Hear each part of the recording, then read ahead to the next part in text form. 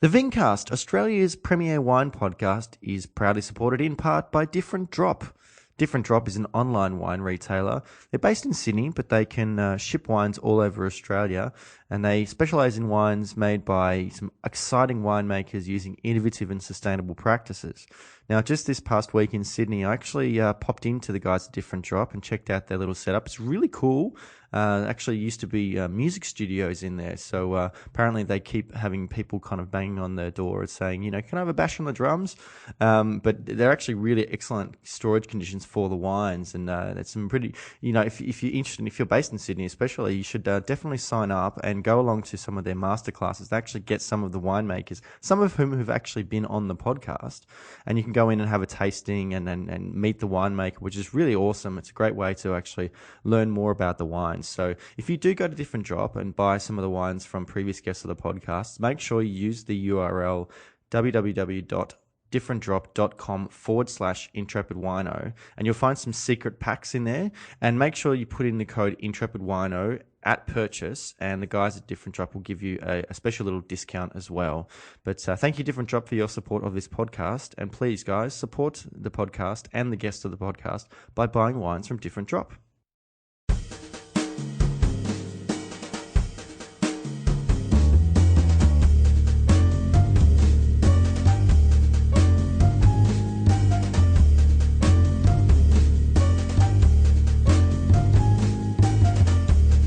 Episode 66 of the Vincast, I talk with Patrick Sullivan, a real game-changing winemaker who's making some really exciting and very different wines here in Victoria. We chat about his background and his experiences and how it feeds into his philosophies about the kind of wines he wants to make.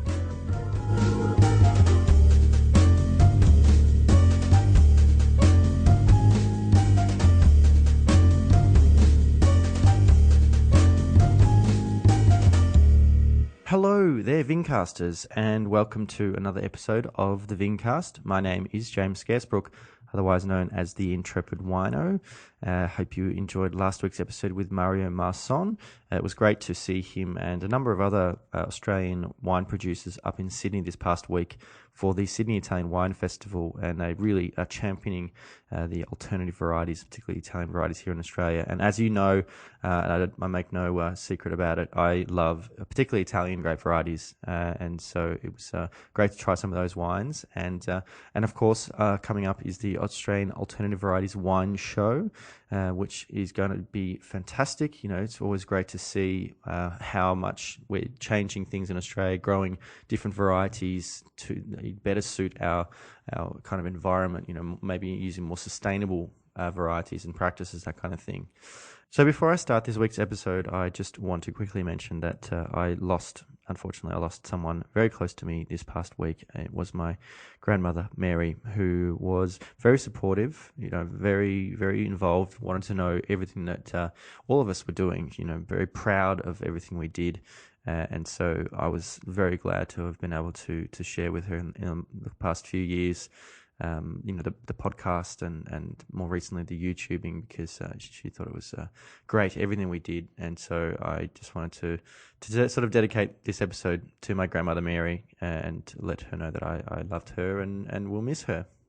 So this week's guest is Patrick Sullivan. If you don't know who Patrick is, he is a Victorian winemaker, and he is really kind of rewriting the rule book as far as wines, making some very, very different styles that are kind of changing the discussion a little bit. And it's really exciting to be able to talk with him about his influences, his experiences that kind of feed into the sort of exciting stuff that he's doing. So we had a chat about his background, and it was fantastic. So I hope you enjoyed this episode. Please let us know if you did. Stick around to the end of the episode so you can find out how you get in contact with Patrick and I. But I'll see you on the other side. Patrick, thank you very much for joining me here in the Vincast studio today. Welcome. Thanks, James. And as you may know, I tend to start every episode by asking my guest if they remember what their first interaction with wine was that actually set them on the kind of the path of following a career in wine. Look, it was probably.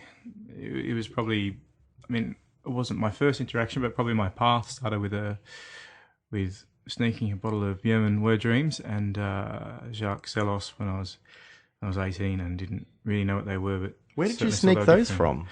I was a backpacker working in a pretty fancy wine shop in London, and sometimes we had some pretty good staff knockoffs. Yeah, I'd say so. I was pretty lucky. I think there'd be a lot of people listening to this episode thinking, Sellos knockoffs? When is that going to happen? Let's just say maybe knockoff Sellos. let's just keep it like that. Let's just say that's before we had really good computers and stock takes. That's a pretty good intro. Yeah, it was a really good intro. It was an interesting intro because when I the way that I come about wine was seeing those things first, and I hadn't experienced Chardonnay and to the depths probably what I have now, and it certainly set me on a path which is slightly askew to the square. So what actually brought you to London? Well, I just decided it was a good idea. I was 18 and decided,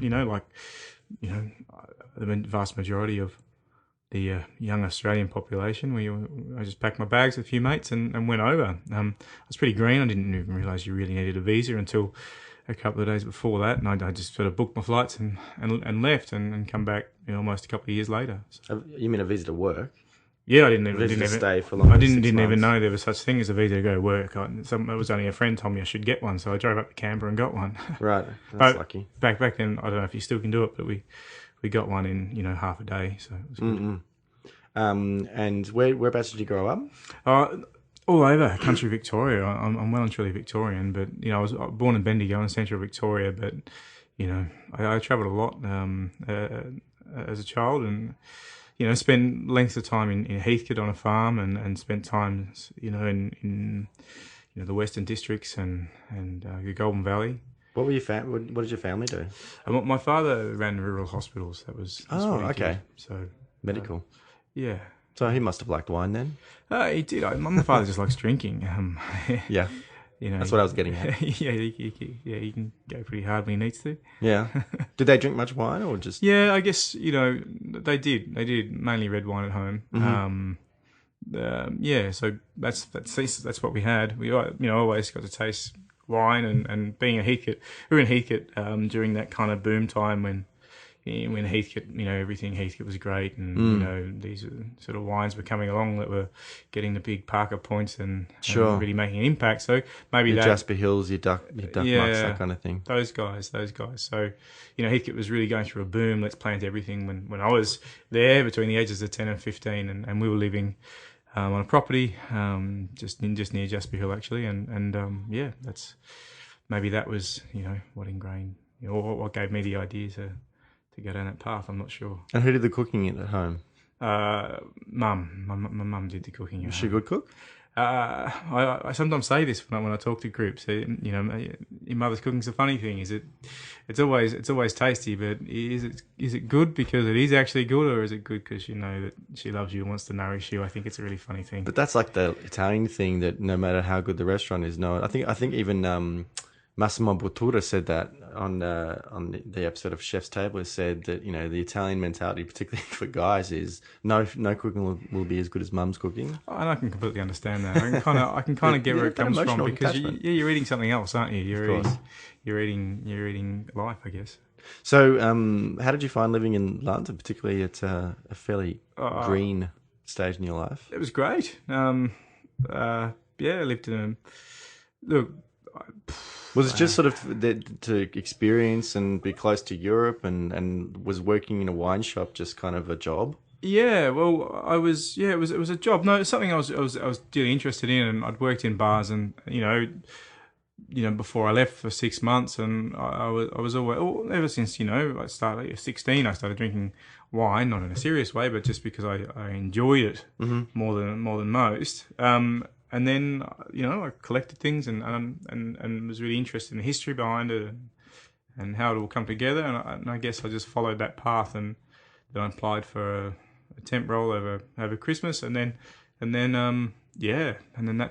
how it took me down that road. And I just kept learning and tasting and learning and talking to people, and I had a lot of really strong people around me that taught me lots of things about wine, and and then that's just how it happened. I mean, it was a pretty cool place to work for an 18-year-old in London. Absolutely. And trying some really wonderful things. What kind of opportunities did you have to go out and sort of taste stuff and talk to people? All the time. Like we were we were pretty high end, so we got to drink all sorts of things. First growths and top flight cognac and Grand Crus, and you get to experience all that, but also a lot of fun Australian stuff as well. Stuff older VAT ones and things like that. Things that are really quite important to Australian wine history. Yeah. And it's pretty funny because you come to Australia and most people they talk about these wines because they feel they have to, and they have a reverence to anything European. Even if the wine's bad, it's still better because it's European. Where right when I was learning about wine in London, it's a world stage here. It doesn't matter whether it's Australian, it doesn't matter whether it's European.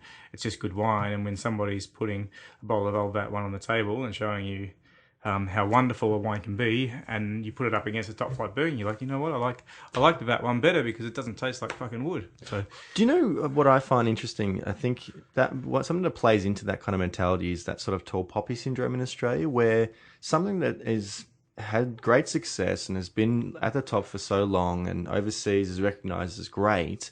We kind of go, oh yeah, it's all right, yeah, but that's not for me. I want to do something, different, cool, that kind of thing. Yeah, it's sort of like it's like with music and like even I think I don't know. Do you get the feeling that people kind of like, yeah, Hugh Jackman, he's pretty good, but overseas everyone loves him? Yeah, no, exactly. Look, I think there's a couple of things that are pretty active, especially in the Australian wine scene. Obviously, there is that tall poppy thing, and there is a lot of people that are scared of things that are different as well. And those are the two extremes, though. I think you got some people who only want change, and some people who are terrified of change. Yeah, and you get in when you go to somewhere like London that's so big and diverse and with such a deep wine culture that's shared by many people of many facets over a very wide space, and it's okay to have an opinion. It's okay to see things in a different light. So you do see things in a really true light, where in Australia you tend to, and I was only reading an article this morning, you tend to have a bit of a boys' club that especially in written media that talks up things that aren't necessarily great. But I think part of the reason that it's different in the UK is that they're not a producing country. They don't have that kind of establishment that every other wine producing country would be, where there's sort of an expectation or a belief that you should be supporting the local product. Yeah. And so there's kind of a part of the industry that sort of just continues to feed into that. No, absolutely. And I think that's what is so wonderful and so difficult about London, because you're not judged on who you are or what you do. You're judged purely on what's in the glass. And you're competing with everyone. And you're competing with everybody. And that's a really nice place to be. So if you succeed it's much more egalitarian and democratic. And people aren't, a story's still kind of cool, but what's really important is what's in the glass, because I want a great glass of wine. I don't care what you tell me about it. I just want a really great glass of wine because I know what that is. Sure. Where in Australia, there's a lot of attachments to this, that, or the other. So not necessarily all the time.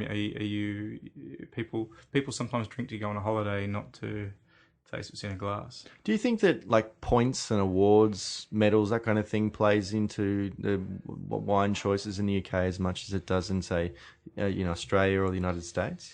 Look, I think it's a really funny thing. You look at the States, and obviously opinion and points is a really important thing.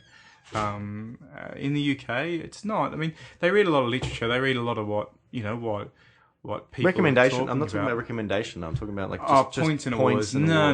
It doesn't matter. Not even in the slightest. Endorsement is endorsement, but endorsement. But third party endorsement anywhere you go is always important. But in the UK, as far as points and an award system, no, it doesn't, because people know what they want to drink, and if they want to be taken on an adventure, they'll tell you they want to be taken on an adventure. They don't come in with their book saying, I want to, this is this points and this has got this medal, I want to drink this. It just doesn't happen. Sure. And that was a really funny thing. Like when I'd moved back, from the UK, I'm used to selling wine in the UK and the way that you sold it. So you sold it on what it was and the merits of what it was.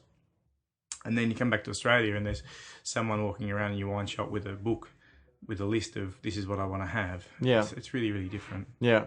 But to be fair though, like when I first started getting into wine, and I was going out to wine regions visiting wineries, I would use the Wine Companion Yeah. as a reference for what is considered to be of good quality. Yeah. I wasn't necessarily looking at what wines were supposed to be really good, but really just that 5-star rating could go, okay, these are the best of the region. Let's Yeah. hit up those, and Yeah. it's a good way to start. I- But I had the same experience when I worked in wine retail.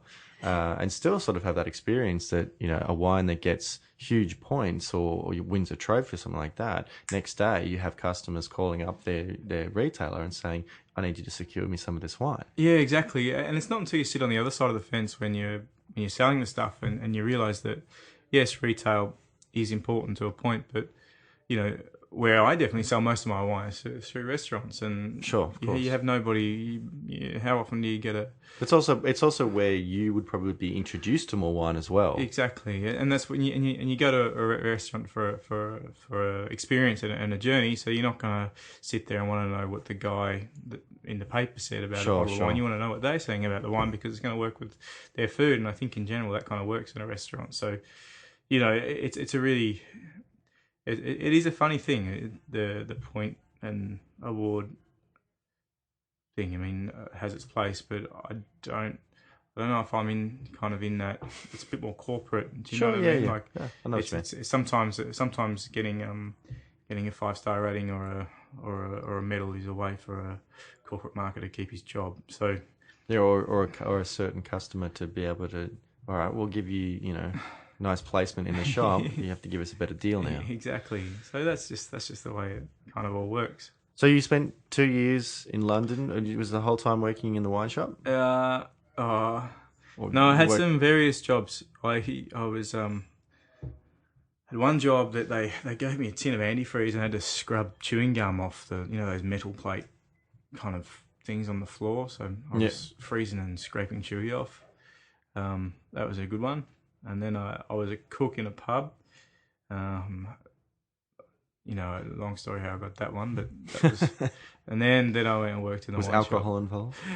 No, it's because I was young and male, and the guy who hired me really liked firemen. Anyway, a long story. But, okay, I won't get into any more into that one. But yeah, no, that was. And then I went along then I went and worked at the wine shop, and that's really where I stayed for most of the time. And whilst you were living over there, did you get to travel into Europe much? Yeah, I travelled a bit. It wasn't necessarily for wine. The only really wine trip that I did or wanted to do, I went to Jerez.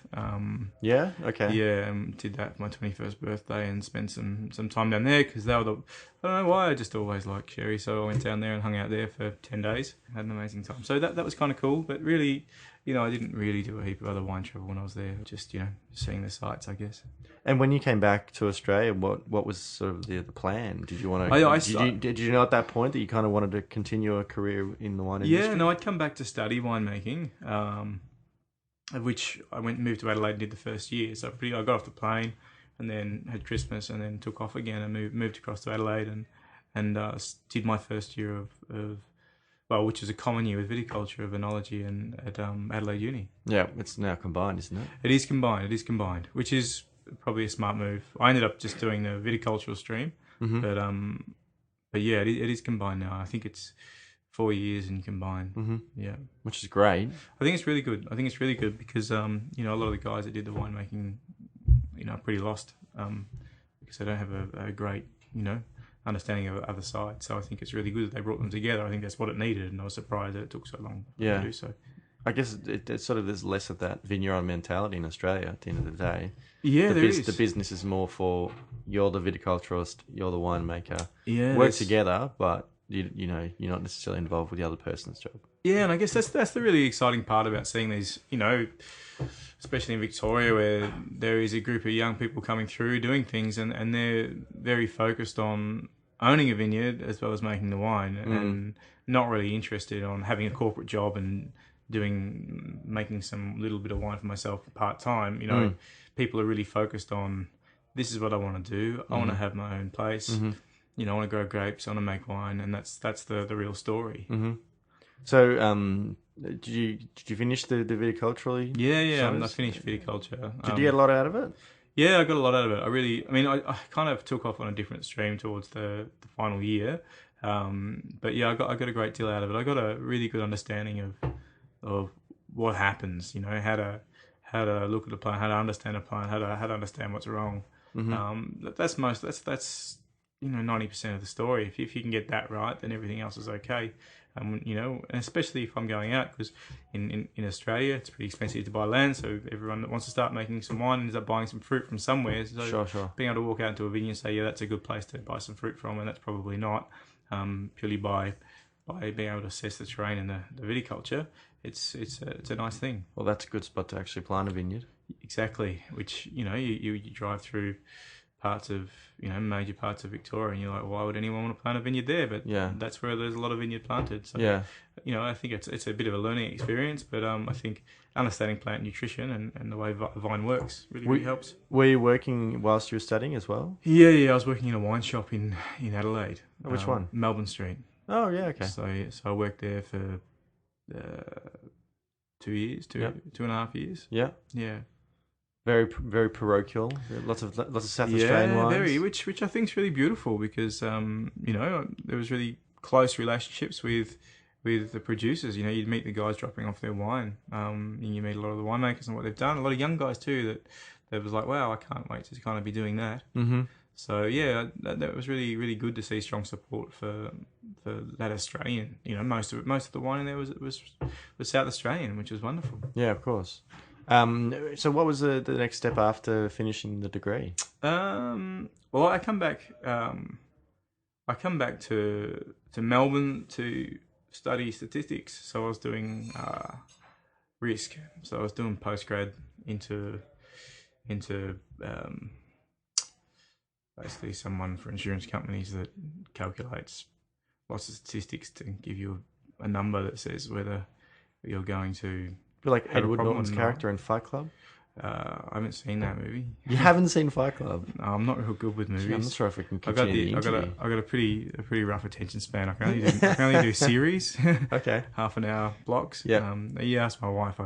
You put a movie on. I'm 20 minutes in and I'm asleep. So. All right. Anyway. So yeah, I was doing stats, doing that, and kind of did a year of that, and then I just needed a break. So it was pretty full on. So a friend of mine, Bill, said, "Can I work on my farm?" So I was working on his vineyard.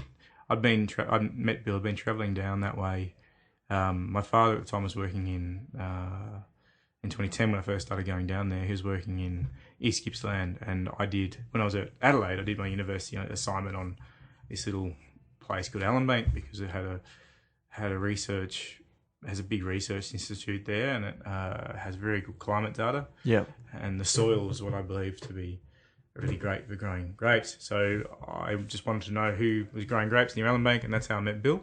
Right. And he said, "Oh, well, I need some help on the vineyard," so I started working in his vineyard for kind of the growing season of 2010 and 2011. Mm-hmm.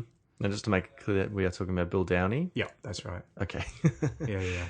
So, and obviously, he's been on the podcast, and Yeah. other guests have sort of talked about how incredible he is about his sort of knowledge, particularly in terms of sustainable viticulture. It must have been pretty awesome to sort of it was be starting with him. It was cool to go out and work in, and there's vineyards and there's vineyards, You go work in a 200-acre vineyard and it gets pretty boring and monotonous. And I used to be like, and why don't I like working in vineyards? Like this is not fun. I like plants, but this isn't fun. And then you go work. Then you go work in a vineyard that's never had a chemical on it. It's just beautiful in every possible way. And you're like, I don't really want to leave this place. I'm pretty happy just to walk around this.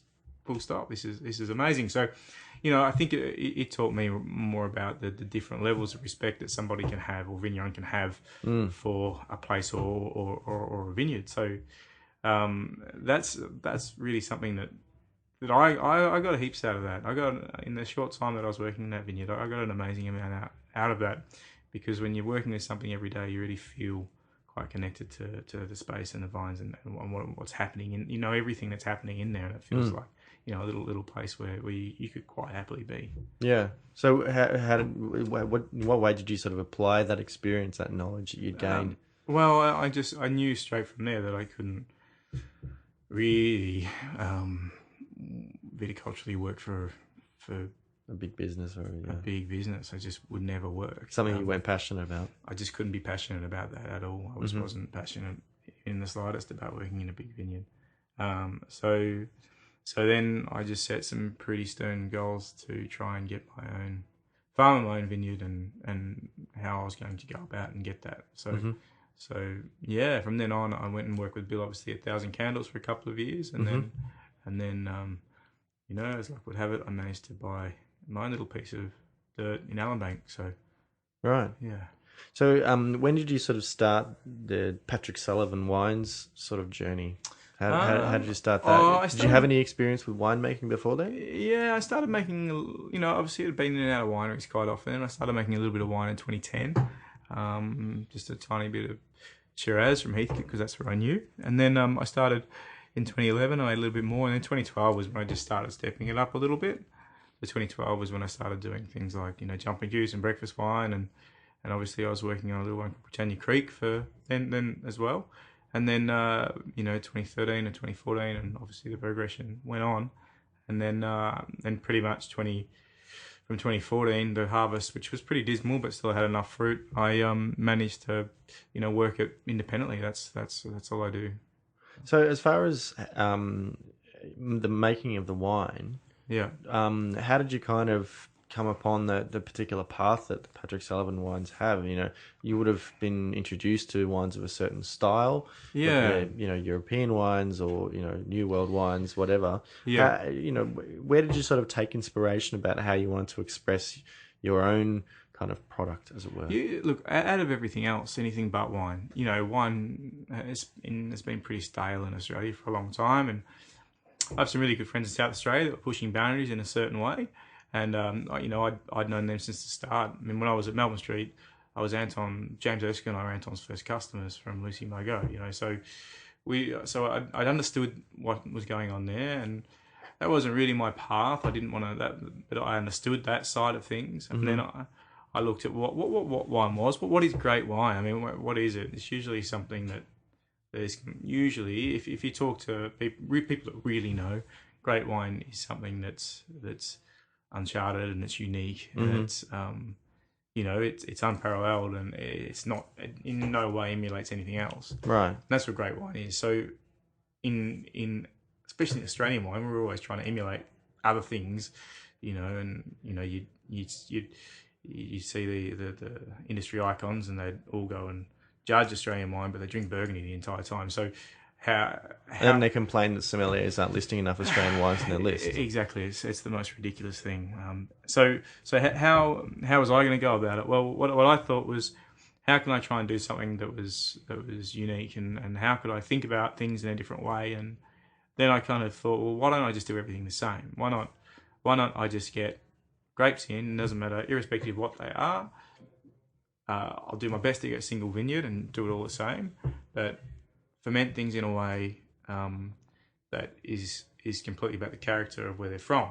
If, say, for instance, the wine breakfast wine, it is fully exposed northern site that gets heaps of sun, so it should taste like sun. Now, sure. if I pressed that off pretty early, I was going to get a high alcohol kind of insipid sablon. But when you give it, some stalks and a little bit of maceration, all of a sudden you get something that's quite balanced. So I wanted to, and I wanted to understand how to make wines in a way that was really kind of raw but true. Pretty simple but structured and textured. I didn't, my whites are a little bit lighter, and my whites are a little bit heavier. My reds are a little bit lighter, but they're somewhere in the middle. I'm trying to work out when can you extract the most from what you've got, and when do you extract too much so it disappears from so what you're actually trying to do disappears. So I could never understand, why do you press a white grape off and throw it away? Sure. Because you're throwing out what's in the skin, and the skin there's so many flavors and there's so many different things going on in the skin that you want to keep. But at the same time, you don't want to make an orange wine because I like to drink orange wines, but they all taste the same. So how do you I actually, on that point, I know that's possibly going to come as a bit of a surprise to some of my listeners, but with orange wine, I kind of think of that as a little bit interventionist. I think it's a winemaker sort of saying what the wine should be, rather than sort of speaking as to, because if you look at some of the really good examples that I think of, particularly in places like Friuli, the skin is imparting a part of the wine. It's it's a technique. Texture orange wine in that essence is a technique and a style. It's still delicious, but it's not a wine. It's not a wine of it's not a wine of terroir and complexity. I mean, the wines are really good. I love to drink them. And I think with all the orange wines coming out now, from all over the world really, that are coming from so many different places, but are tasting sort of somewhat similar. It is sort of showing you, well, as long as you get things right in the vineyard, you can actually create this style of wine in the cellar. Yeah, exactly. And same as white Burgundy, you just buy the same barrels as they do and get a neutral white, and all of a sudden you got white Burgundy. I think I'm certainly not trying to make orange wines. I don't want. The colour might be a little bit orange, but my wines don't taste like orange wines. It's not as a standard. I don't want to do that. In that whole kind of concept of a low intervention where there's nothing added, nothing taken away, you think of by just pressing the white grapes and just fermenting their juice, you're taking something away because you're taking a part of what's so great, so nourishing about the grapes, by removing the skins completely. So making orange wine and making stock standard white wine, for me, is the same. Sure. I might like to drink one more than the other, but for me, it's the same. Yeah. What I think you want to do is get a grape in, whether it's red or white or pink or whatever, and you want to ferment it in a way that you think you've extracted the most you can without taking anything away, without losing something. Or adding too much. Losing the fineness of what it is. Yeah. And that's kind of my philosophy on winemaking. Is pretty straightforward like that. I don't want to, with the red wine, I don't want to leave it on skins too long because it'll go dry and have a sweet centre. I don't want that. Which is really hard in Australia because, the way that our sun works and the way that the ground is, you generally end up with wines that are dry around the outside and sweet in the centre. So that's something that you got to think about and you got to try and work with. How do you work in your vineyard and work in the cellar to get a wine which is well rounded and well placed? When you were based in Adelaide, did you get the opportunity to head up into the Basket Range and head up to the Barossa and visit Tom and stuff like that? Tom and I, we were working in a vineyard together. We were at Naringa. And that's how we met one day. Yeah. He asked me about some wines in Italy and I fired back and he goes, "Oh, you know them?" And then we started talking and that's how Tom and I met. We were on the opposite side of a vine. So I knew Tom and we bought his Kindred wines as well. spirits. Yeah. So we that's how we met. But I was getting around a bit to try heaps of different bits and pieces. I was trying as much as I could from the hills. Kind of Anton was the only one living in Basket Range at that stage. Yeah, sure. So I mean, obviously, I got up to see him because I was buying wines for the shop back in Adelaide. And this is in 2008 or 2008. I started doing that, and then obviously traveling around. I knew James because he's working in a restaurant, so he wasn't making wine then. So I met those guys, but also, I used to like to get up to Ashton Hills. I really loved drinking those wines. They're fantastic. So I used to go up and taste there when I could, and used to get out to the Barossa. Obviously, I mean the Barossa is one of the most wonderful places. It's a proper wine region. It's got great restaurants, great produce, and really amazing grapes. And when it's done well, there's nothing else like it. It's an amazing place. So I used to try and get up there whenever I could. So where were you actually making the wines initially? Initially, I was working in a kiwi fruit grower in the Upper Yarra Valley. So I was making the wines in that shed for a while, and then I made wines in a shed at Thousand Candles, and then now I've got my place. I'm making the wines at home. So you obviously bought a property in East Gippsland? Bought a place in Allenbank, in West Gippsland. West Gippsland, sorry. Yeah, bought a place there and moved in just before Christmas. So we're really happy there, and we'll see what happens. And what's sort of the idea with the property? Are you thinking about planting a vineyard yourself? Yeah, we'll start planting vines next. Hopefully, we get a couple in the ground this year, but most of it will start planting next year in September. It's just the way when you order your vines, you got to wait, that 18-month period to get to get the vines. So, so they'll be coming the following September. So yeah, we'll start getting vines on the ground and things up and running. I'm putting in at the moment I've just got dirt floor, so I'm putting in a little bit more of a sophisticated winery this year as well. So we're just trying to put everything I've got back into the property and stay there as much as possible if I can. But it's going to be interesting to sort of see how, that site is going to express itself and how, what kind of wines you might be able to get out of it. Yeah, I think so. It's a really, it's a very undulated site and it's as far as southern, southwestern Gippsland is concerned, it's got some altitude. So I think it'll be a lot of fun just to see where it goes. And it's a lovely place to live. And that part of the world's, you got lots of rain and beautiful soils, and everything grows all the time. Things grow all year round. You never get a period where they don't. So it's pretty be heading towards that proper vigneron kind of. It is, yeah. It's amazing. I mean, why would you want to? If you're not heading down that path, then you're really only doing half the job, Or you're just doing it, temporarily. Yeah, it's not really, for me anyway. A lot of other people might see it differently, but for me, you can't do one and not the other. It's just, you never push yourself far enough to really see what you can do. Like, when you're doing the full story, that's what you have to do. There isn't really any other option. Sure. And you're not just making wine; you're also still doing a bit of buying, aren't you? Yeah. I travel around a bit. I do. I buy wine for a UK European-based company called Le Cave de Perrin. So I take care of their Australian portfolio. Actually North America and New Zealand as well. Oh, okay. And so buying some of the newer stuff for the new Australian stuff, I guess, the way Australia's pushing the new wave, as they call it in the UK. So you're here to keep your finger on the pulse.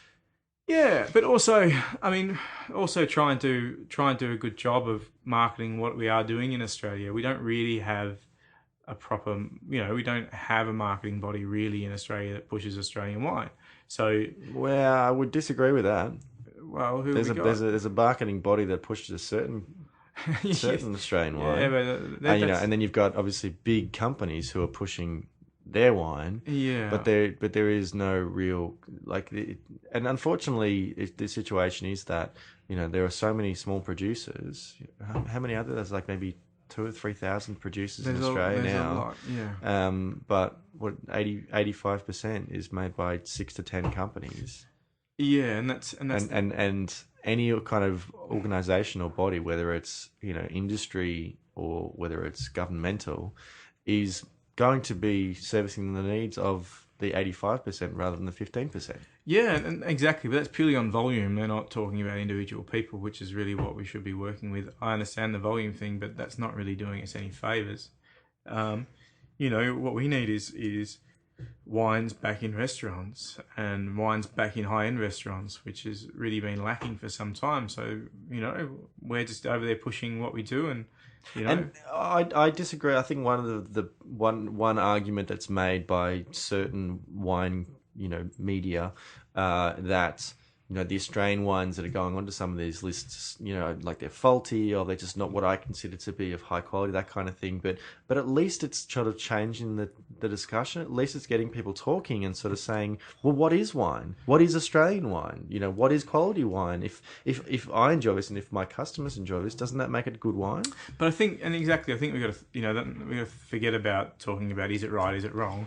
What we got to talk about is it selling, and I think that's the really most important part. Are people drinking it, and are they buying a second bottle? Yeah, and that's really what's happening. We're selling quite a bit of wine into Europe now, especially into Paris, and that's exciting. It's really exciting, and I don't think there's ever been any anything as exciting to happen for Australian wine in the last 20 years. I mean, I always look back at the guys like Jeff Merrill that worked their ass off and pushed what they were doing really, really hard into the UK. And they're industry pioneers. They've done more than anyone else, those guys, for Australian wine, because they got in there, rolled their sleeves up and worked and just But they also they went there and they said to people, what do you want? What do you like? Yeah. And let's make that. Let's give it to them for the right price. And and that's where the success came from. And I guess that's what we're kind of doing. We're going over there twice a year and finding out what's going on, what are people into, what's happening, tasting, and saying, well, okay, we can do this because in Australia we can do what we like. We're not confined by laws and regulations. We can just go and do stuff. So, but I also like the idea of changing the industry's perception as well, because when I was traveling around Europe and meeting winemakers and stuff like that, and particularly like young winemakers, they might have been still studying, and the idea was to go on, I want to go and work overseas as well. When I would say, oh, where do you want to go? And they'd go, oh, maybe South America or New Zealand. I said, what about Australia? No, Australian wine's boring. And I would say, oh my God, we have to kind of introduce people to this new wave of wine. Like I took a bottle of Tom's 2012 Sepultured Syrah. So wonderful wine. And then I took is it the Pinot, the Ford Tom? Oh, Good Morning Tom. Good Morning Tom. Yeah. I took those two wines at different points in time to my friend Jacopo, a former guest of the podcast, who is a wine writer in Italy. Yeah. And he was blown away. Said, "Oh my God, I never thought Australian wine could be like this, because there is this very set perception, and people aren't particularly interested in changing that perception." No, they're not, because that's what they've done, and most of them sit in jobs that that work to corporates, and that's what they want at the end of the day, and that's cool. But and they can keep on doing that. But I'm in the wine business, and in the wine business, I've got to sell wine. Sure. To make a living. Sure. So I'm not going to sit there and go, well, this isn't correct. I'm going to say, well, I'm going to sell wine, because that's what I'm in this business to do. So, but at the same time, you're not making millions and millions of cases that are having to please a lot of people. No. Going like, I make this particular kind of wine. I love it, and there are people who love it, and that's great. Yeah, and I'm not trying to push any agenda. I just want to make something that's unique. Something that's some that has its own place. Because why do I want to make another filtered white Chardonnay from the Yarra? Because everyone else does it, and sure. All of a sudden, as soon as I do that, I've got competition. I'm just going to do something that's unique. That's me. So, and then I don't have any competition. That's great. Well, thank you very much, Patrick, for joining me today. Thanks for having me. What are the ways that people can find out more information about your wines and follow what you're doing on social media, that kind of thing? Yeah, I use Instagram kind of every now and again, and by the end of the month I should have a new website up, so check that out. So Instagram is at Patrick Sullivan? Patrick Sullivan Wine. Patrick Sullivan Wine? Yeah. And the website will be? patricksullivan.com.au. There's one there at the moment, but it doesn't say much. Just a landing page? Yeah. Oh, fantastic. But if you can get your hands on them, guys, jump out and see if you can get some Patrick Sullivan wines, and tell us what you think. Do you agree with what Patrick's saying? Do you enjoy them? And if you do, then tell us why. Thanks a lot. And thank you guys for listening to another episode of the Vincast. I have been James Scaresbrook, otherwise known as the Intrepid Wino, and you can follow me on social media on Instagram and Twitter. I'm at Intrepid Wino. On Twitter, you can find the podcast at the Vincast. Facebook.com/Intrepid Wino is my Facebook page, so come and give me a like and check out some of the stuff I do there. You can also subscribe to my YouTube channel, which is Intrepid Wino, all one word, and you'll find all of my Let's Taste sort of live and off-the-cuff tastings there, including some upcoming live events, which is going to be fantastic. You can subscribe to the podcast on iTunes, Stitcher, Player FM, or a number of other podcast hosting apps.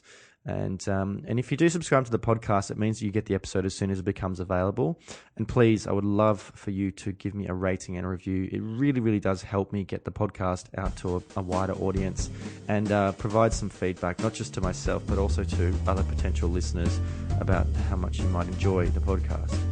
Of course, all the information can be found at intrepidwino.com, including every episode of the podcast, all of the videos, lots of different writings that I've done in the past, and that way you can get in contact with me. You can send me an email at thevingcast@gmail.com. More exciting guests coming up very soon, and pretty soon I'll be heading over to Sardinia for 3 weeks, which is really awesome, but I'll make sure that I've got some episodes to cover whilst I'm away. But until next time, bye.